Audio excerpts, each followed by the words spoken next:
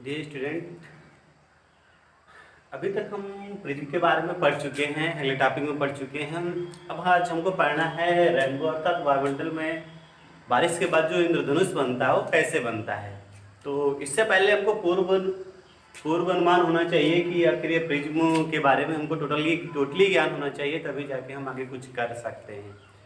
फिलहाल में देखते हैं प्रिज्म में अभी तक जो पढ़ा है मैंने कि अगर श्वेत प्रकाश की किरण प्रिज्म से गुजरती है तो वो 7 रंगों में विभक्त हो जाती है। श्वेत प्रकाश की किरण अगर प्रिज्म से गुजरती है तो वो 7 रंगों में विभक्त हो जाती है, और जो बैंगनी रंग होता है उसका विक्षेपण सबसे ज्यादा होता है और लाल रंग का विक्षेपण सबसे कम होता है। अर्थात विचलन कोण अगर देखा जाए तो बैंगनी रंग के लिए सबसे ज्यादा होता है और विचलन कोण लाल रंग के लिए सबसे कम होता है। बात करते हैं रेनबो अर्थात इंद्रधनुष के बारे में। तो इंद्रधनुष के बारे में हम लोगों ने देखा है कि जब बादल होते हैं तो बादल होने के साथ बारिश से कुछ पूर्व वायुमंडल में एक 7 रंगों की संरचना दिखाई देती है, गोल संरचना दिखाई देती है। टोटली गोल नहीं होती है, उसका कुछ भाग हमको दिखाई देता है इस प्रकार से, चंद्राकार बोल सकते हो। और इस प्रकार से 7 रंग होते हैं।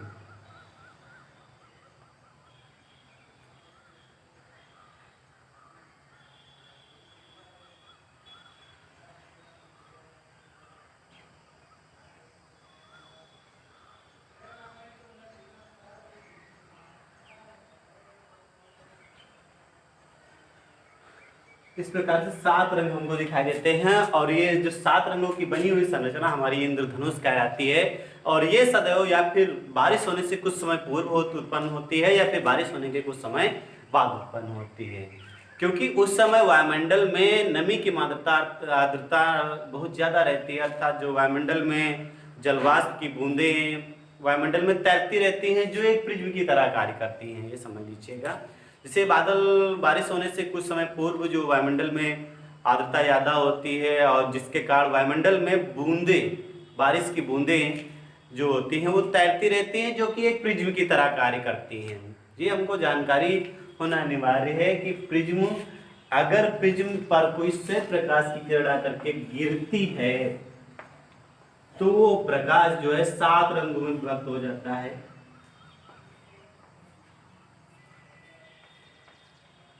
इस प्रकार से 7 रंगों में विभक्त हो जाता है, जो हमें इस प्रकार से पर्दे पर दिखाई देता है। सबसे कम डिफ्लेक्शन जो होता है लाल रंग का होता है, और सबसे ज्यादा डिफ्लेक्शन जो होता है बैंगनी रंग का होता है। इस बारे में हमको थोड़ा सा बात यानी कि नॉलेज होना अनिवार्य है, तभी जाके हम आगे कुछ कर पाएंगे।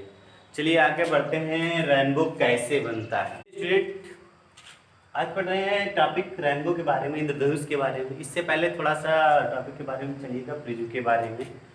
प्रिज्म के बारे में पढ़ते हैं, फिर आगे हम इस रेनबो को अच्छी तरीके से समझ पाएंगे। तो पहले इसके बारे में छोटी छोटी जानकारी ले लीजिए। प्रिज्म होता क्या है? एक प्रिज्म त्रिभुजाकार संरचना है जिसके भीतर एक समान पारदर्शी माध्यम भरा होता है। एक समान रूप से पारदर्शी माध्यम भरा होता है, और जब इस पर एक श्वेत प्रकाश की किरण आकर के टकराती है, श्वेत प्रकाश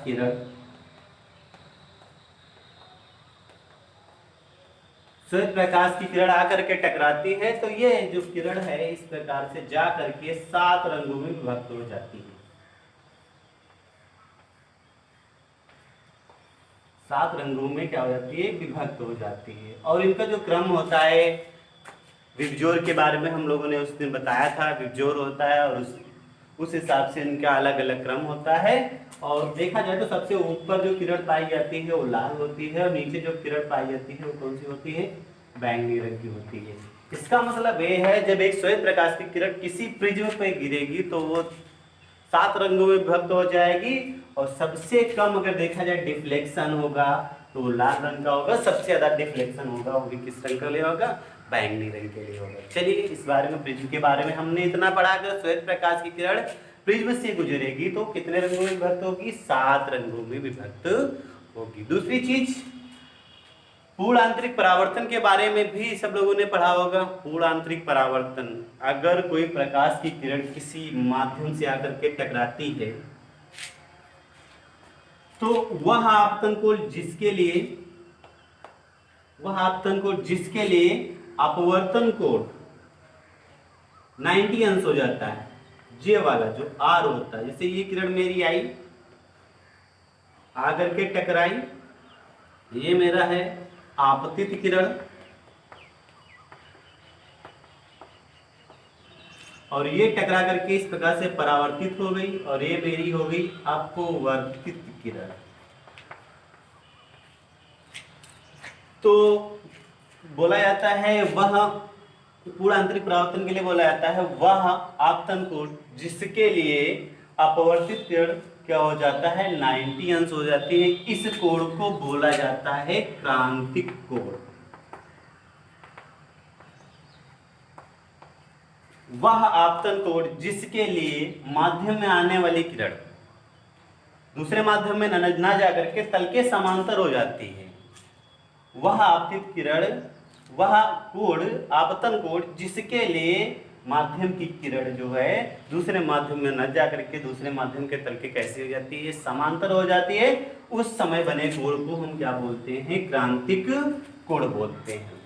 अगर यही आपतित किरण का मान, अगर ये आपतन कोण का मान अगर IC से भी ज्यादा हो जाता है, इस IC ये आपतन कोण होता है, IC लिखा भी मिलता है, कहीं कहीं पर C भी लिखा मिलता है, तो याद रखना C भी क्रिटिकल एंगल को C से भी लिखते हैं और IC से भी लिखते हैं। तो अगर इस IC का मान या फिर C का क्रिटिकल एंगल का मान, I का मान जो है बड़ा हो जाता है और C का मान छोटा हो जाता है, तो ये जो आने वाली किरण है इस प्रकार से आती है, जिस मीडियम से आई थी टकरा करके उसी माध्यम में क्या हो जाती है, वापस हो जाती है। अर्थात ये आने वाली किरण है आपतित किरण है, और ये मेरा आपतन कोण है, और ये मेरी है अपवर्तित किरण, और ये ऊपर का माध्यम सदैव कैसा होता है, सघन होता है, और नीचे वाला माध्यम कैसा होता है, विरल होता है। तो वह आपतन कोण, सॉरी, तो ये मैंने बताया ना पूर्ण आंतरिक परावर्तन के बारे में।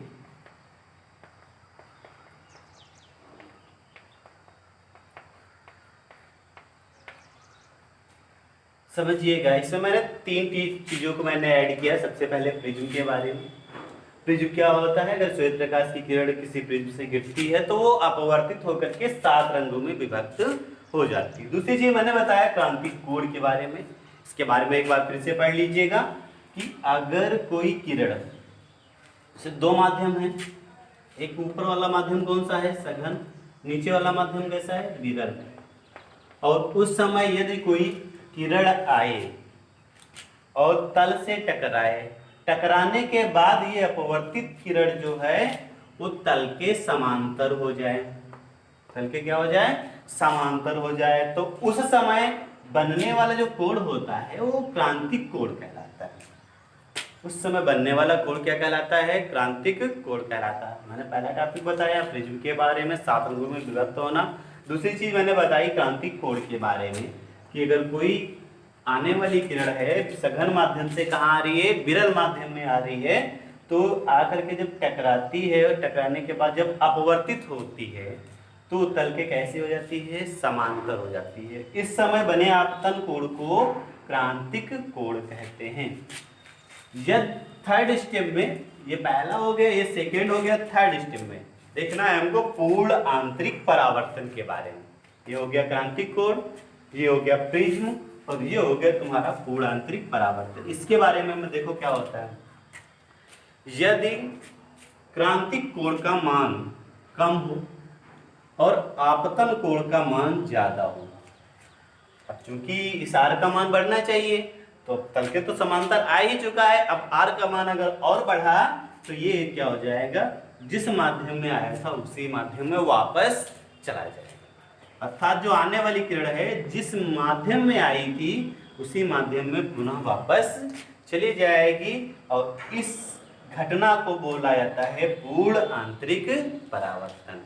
परिभाषा ये लिख सकते हो, यदि आपतन कोण का मान क्रांतिक कोण से अधिक हो तो वह आने वाली किरण टकरा करके उसी माध्यम में वापस चली जाती है और इस घटना को बोला जाता है पूर्ण आंतरिक परावर्तन।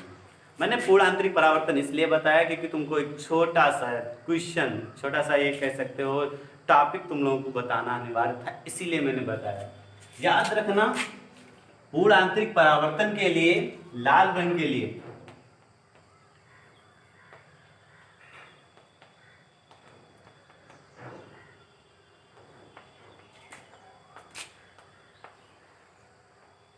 लाल रंग का विचलन जो है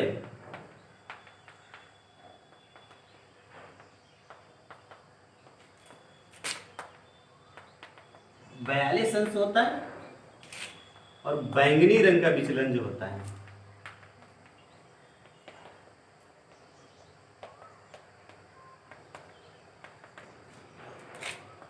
40 अंश। सिर्फ इस टॉपिक को बताने के लिए हमको पूरा पूर्ण आंतरिक परावर्तन पढ़ना पड़ा। फिलहाल में इतना याद रखना है हम लोगों को दो चीजों के बारे में। अगर रेनबो पढ़ना तो दो चीजों के बारे में याद रखना। सबसे पहली बात तो प्रिज्म के बारे में। प्रिज्म क्या होती है? श्वेत प्रकाश की किरण गुजरती है तो 7 रंगों में विभक्त हो जाती है और इनका क्रम तो सबको पता है, बैंगनिया, पीनाला या फिर विबजोर से निकाल लेते हैं। दूसरी चीज, ये तो हम लोगों ने हाई स्कूल में पढ़ा है, क्रांति कोण क्या होता है। अगर वह कह सकते हो सघन माध्यम में बना हुआ वह आपतन कोण जिसके लिए अपवर्तित किरण तल के क्या हो जाए, समांतर हो जाए, अर्थात अपवर्तन कोण जो होता है 90 अंश हो जाए, आर का मान कितना हो जाए 90 अंश, तो उस समय बने कोण को हम क्या बोलते हैं? क्रांतिक कोण कहते हैं। अगर आपतन कोण का मान फिर भी ज्यादा हो जाए, आपतन कोण का मान क्या हो जाए, ज्यादा हो जाए क्रांतिक कोण के लिए, तो वो किरण जिस माध्यम में आई थी उसी माध्यम में पुनः वापस चली जाएगी और इस घटना को बोला जाता है पूर्ण आंतरिक परावर्तन। और मेन टॉपिक ये था पूर्ण आंतरिक परावर्तन की स्थिति में लाल रंग का जो विचलन कोण होता है कितना होता है? 42 अंश होता है और बैंगनी रंग का विचलन कोण कितना होता है? 40 अंश होता है। ठीक है, इतने टॉपिक को अगर पढ़ लिए हो तो रेनबो तुमको बहुत अच्छी तरीके से समझ में आ जाएगा। इंद्रधनुष,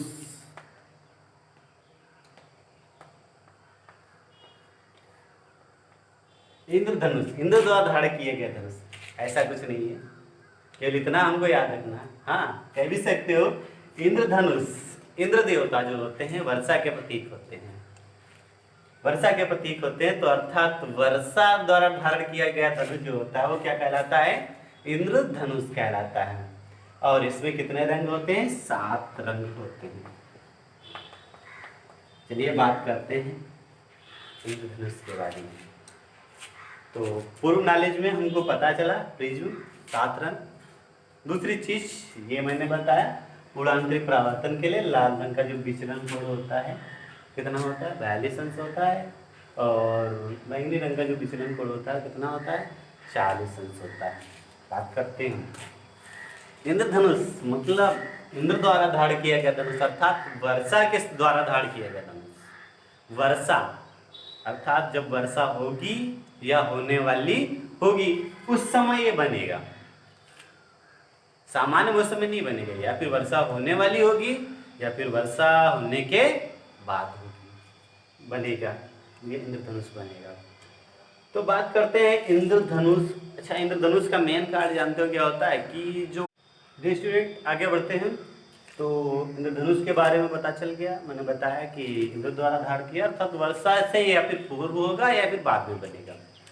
मेन कारण तुम लोगों को पता है, वर्षा की बूंदे, वर्षा की बूंदे अर्थात वर्षा की बूंदों द्वारा, वर्षा की बूंदों द्वारा रंगों का विभाजन होता है, तब जाके क्या बनता है? इंद्रधनुष बनता है। अर्थात वर्षा की बूंदे रंगों का विभाजन करेंगी अर्थात प्रिज्म की तरह कार्य करेंगे। चलिए इसका स्ट्रक्चर समझते हैं एक बार। जैसे एक ये बूंद है हमारी वर्षा की और एक ये बूंद है, 2 बूंदे हैं हमारी वर्षा की।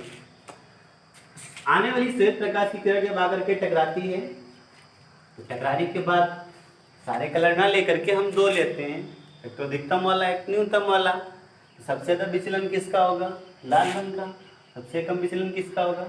बैंगनी रंग का होगा। देखते हैं तो जो आने वाली प्रकाश की किरण है इस प्रकाश से टकरा करके 2 कोणों पे विभक्त होगी, एक ये वाली और एक ये वाली। कोण किसका कम है? ये वाला, तो 40 होगा, अर्थात ये जो रंग मिलेगा कौन सा मिलेगा, बैंगनी किरण आएगी। दूसरी किरण देखो, इसका कोड ज्यादा होगा, 42 अंश होगा, और ये वाली किरण कौन सी होगी, लाल किरण होगी। इस बूंद पर आते हैं, ये आकर की किरण गिरी, तो किरण गिरने के बाद श्वेत प्रकाश की किरण थी, श्वेत किरण, ये भी श्वेत किरण है।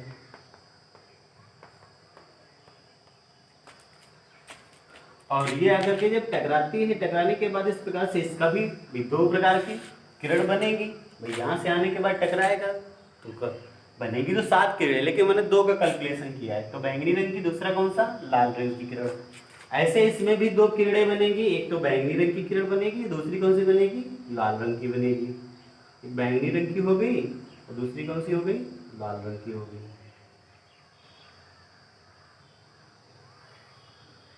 लाल किरण बन गई, और ये कौन सी बन गई, बैंगनी किरण। तुमको पता है ये एंगल कितना बनेगा, 40 अंश, और ये एंगल कितना बनेगा, 42 अंश बन जाएगा। अब इस प्रकार से देखो, ये बूंद थी फर्स्ट बूंद, और ये कौन सी है, सेकेंड बूंद। तो दोनों बूंदों में जो पहली बूंद थी उसके द्वारा 2 किरणें विभाजित हुई, एक तो बैंगनी किरण, दूसरी कौन सी, लाल किरण। तो बैंगनी किरण तो ऊपर है, लाल किरण कहाँ है, नीचे। अब इसको आगे बढ़ा दीजिएगा, बढ़ा दिया। दूसरी बूंद ये वाली थी, ये वाली सेकेंड बूंद है, और इससे भी 2 किरणें निकलेंगी, एक तो बैंगनी किरण होगी, दूसरी कौन सी, लाल किरण होगी। तो बैंगनी किरण ऊपर होगी और लाल किरण कहाँ होगी, नीचे होगी, क्योंकि इसका कोड डिफ्लेक्शन वाला ज्यादा होगा और इसका डिफ्लेक्शन कोड कम होगा। जब इसको हम आगे बढ़ाएंगे इस प्रकार से, देखो ये दोनों यहाँ पर अगर व्यक्ति खड़ा है तो अपनी आंख से देख रहा है वस्तु को, उसको क्या कर रहा है, ऑब्जर्व कर रहा है। तो उस व्यक्ति द्वारा, देखो उस आंख द्वारा, एक तो ये बैंगनी किरण मिल रही है और यहाँ से कौन सी मिल रही है, लाल किरण मिल रही है। इसकी बैंगनी नहीं मिल रही है, इसकी लाल नहीं मिल रही है, इसकी मिल कौन सी रही है, बैंगनी किरण। इस बूंद की बैंगनी किरण मिल रही है, अर्थात ये बूंद कैसी दिखाई देगी, बैंगनी रंग की। इस बूंद की लाल किरण मिल रही है, अर्थात ये बूंद कैसी दिखाई देगी, लाल रंग की दिखाई देगी। ये किरण हो गई लाल रंग की और ये किरण हो गई बैंगनी रंग की। तो एक हो गई लाल और एक कैसी हो गई, बैंगनी हो गई। और इस प्रकार से 2 पट्टियां हमको नजर आई, एक ये वाली कौन सी हो गई, लाल, और ये वाली कौन सी हो गई, बैंगनी हो गई। अच्छा, इसके बीच में सभी रंग तो होंगे, 7 रंग होंगे, तो 7 रंग की इस प्रकार से अलग अलग पट्टियां हमको क्या होंगी, नजर आएंगी। 1 2 3 4 5 6 और 7, 1 2 3 4 5 6 7, इस प्रकार से 7 रंग हमको क्या होंगे, नजर आएंगे। और 7 रंग की एक हमको क्या लगेगी, पट्टी नजर आएगी। क्या नजर आएगी, पट्टी नजर आएगी। अर्थात इस प्रकार से 7 रंग हमको दृश्य होंगे, और यही 7 रंग कैसे होंगे, इंद्रधनुष के 7 रंग दिखाई देंगे। ठीक है, इस प्रकार से हम समझ गए कि इंद्रधनुष मेरा कैसे बनता है। जरा इसके बारे में मैं जनरली फास्ट रूप से रिविजन करा रहा हूँ। बना कैसे, तुम लोगों को पता है पूरा आंतरिक परिवर्तन की सिचुएशन में लाल रंग का विचलन कोण कितना होता है, 42 अंश होता है। बैंगनी रंग का विचलन कोण कितना होता है, 40 अंश होता है। और तुमको पता है प्रिज्म में मैंने बताया था, अगर श्वेत प्रकाश की किरण किसी प्रिज्म से गुजरती हो तो 7 रंगों में विभक्त होती है, और वे 7 रंगों का क्रम तुमको पता है, विजोड़ होता है। आगे बढ़ते हैं, तो जो हमारी वर्षा की बूंद, इंद्रधनुष के बारे में मैंने बताया था। इंद्रधनुष जो होता है, इंद्रधनुष अर्थात इंद्र के द्वारा धारण किया गया धनुष, इंद्र देवता जो होते हैं वर्षा के प्रतीक होते हैं, अर्थात वर्षा द्वारा धारण किया गया धनुष अर्थात इंद्रधनुष। अर्थात ये तभी बनेगा जब वर्षा होने वाली होगी और या फिर वर्षा हो चुकी होगी, अर्थात वायुमंडल में जलवाष्प की बूंदों का होना अति आवश्यक है, तभी जाकर के क्या होगा, इंद्रधनुष का निर्माण होगा। और वे वर्षा की बूंदें ही क्या करती हैं, इंद्रधनुष का निर्माण करती हैं, अर्थात प्रिज्म की निर्माण करती हैं। किसकी, वर्षा की बूंदें किस तरह कार्य करती हैं, प्रिज्म की तरह।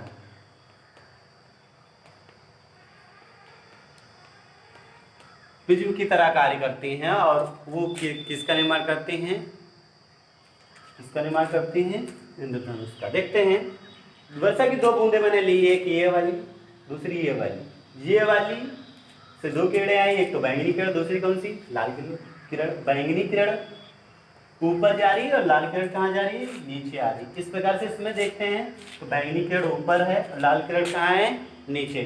यहाँ पर ऑब्जर्वेशन है, अर्थात ये कह सकते हो कि ऑब्जेक्ट है, आंख है, व्यक्ति है। तो जब व्यक्ति वो देखेगा तो इसको लाल किरण मिली अर्थात ये बूंद कैसी लगेगी, लाल, और इसको बैंगनी किरण मिली अर्थात ये बूंद कैसी नजर आएगी, बैंगनी नजर आए। अर्थात ऊपर वाली किरण लाल हो गई, नीचे वाली किरण बैंगनी हो गई। और इस प्रकार से इसके बीच में